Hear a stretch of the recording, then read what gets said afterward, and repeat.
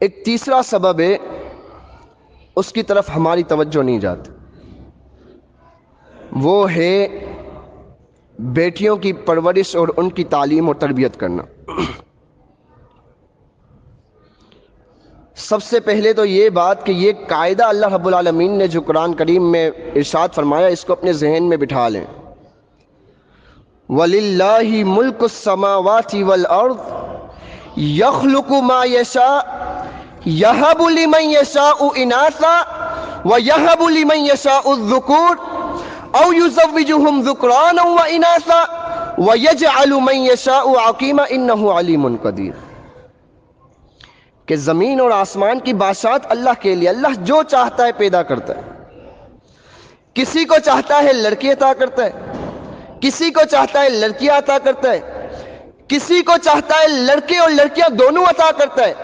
اور کسی کو چاہتا ہے کچھ بھی عطا نہیں کرتا۔ یہ تو اللہ کے فیصلے ہیں نا۔ میرے اور آپ میں اور ہماری عورتوں میں یہ سکت نہیں کہ وہ بیٹے پیدا کریں یا بیٹیاں پیدا کریں، یہ تو اللہ کے فیصلے ہیں۔ آپ دیکھیں، اگر کوئی شخص یہ کہتا ہے اپنی بیوی کو کہ مجھے اب بیٹی نہیں چاہیے، تو نے مجھے 4 بیٹیاں دے دی، اب مجھے بیٹا چاہیے،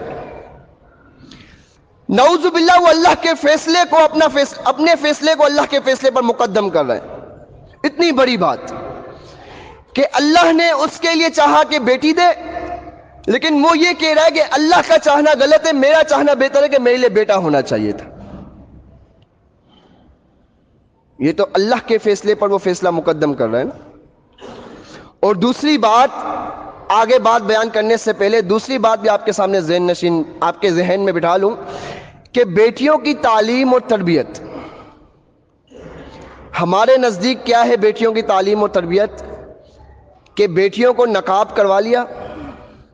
ان کو قرآن کی تعلیم دلوا دی، اسکول کی تعلیم دلوا دی، بس بیٹیوں کی اچھی تعلیم اور تربیت ہو گئی۔ ان کی اصل و تعلیم و تربیت وہ ہے کہ ان کو آگے کس گھر میں جانا ہے، اس گھر کے بارے میں ان کی تربیت کرنی ہے، ان کی شادی ہونی ہے، ان کو دوسرے گھر میں جانا ہے، اور یہ تربیت سب سے زیادہ جو اچھی طرح سے کر سکتے ہیں وہ اس کے والدین ہیں، کیونکہ وہ خود بھی اس بندھن میں ایک لمبا عرصہ گزار کر آئے، اور ان کو پتا ہے کہ کیا کیا خامیاں ہوتی ہیں اس بندھن میں، کیا کیا خرابیاں ہوتی ہیں۔ میں اپنی بیٹی کو ان خرابیوں سے دور رکھوں، اور جب وہ اپنی بیٹیوں کو ان خرابیوں سے دور رکھیں گے، خود بھی آہستہ آہستہ ان برائیوں سے دور ہوتے جائیں گے۔ امام طنطاوی رحمہ اللہ کا ایک قول پڑھا میں نے، کہتے ہیں کہ 27 سال میں قاضی رہا، قاضی 27 سال، میں نے جتنے بھی طلاق کے کیس دیکھے ان کی سب سے بنیادی وجہ یہ تھی کہ مرد کا بے قابو غصہ اور عورت کا بے وقوفی والا سوال، مطلب اس کا جواب دینا۔ مرد غصہ کرتا ہے، غصے کو قابو نہیں کر سکتا، بیوی پہ چلاتا ہے، اور عورت بے وقوفی والا سوال کرتی ہے جس میں دونوں کے معاملات خراب ہوتے ہیں، کہ اکثر کیسز میں نے اسی طرح کے دیکھے۔ تو ان چیزوں کے بارے میں بیٹیوں کو سمجھائیں۔ یہ بھی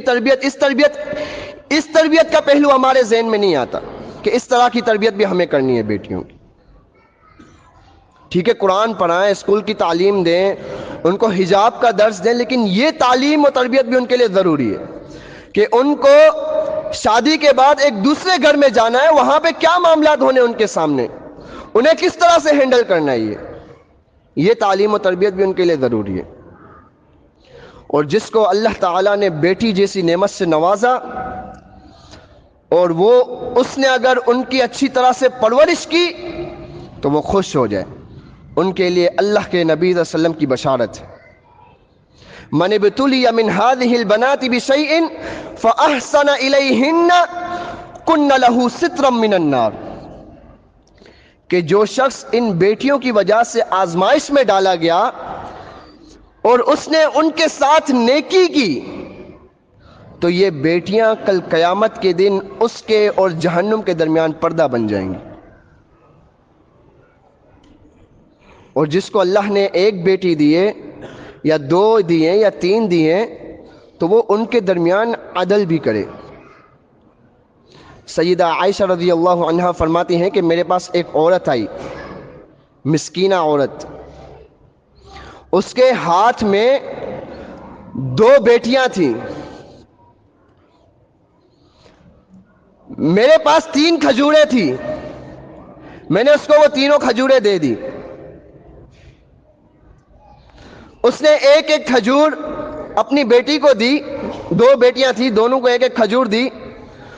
اور تیسری کھجور اپنے منہ کے قریب کرنے ہی والی تھی کہ ان دونوں بیٹیوں نے اس کا بھی مطالبہ کر لیا کہ ہمیں یہ کھجور بھی چاہیے۔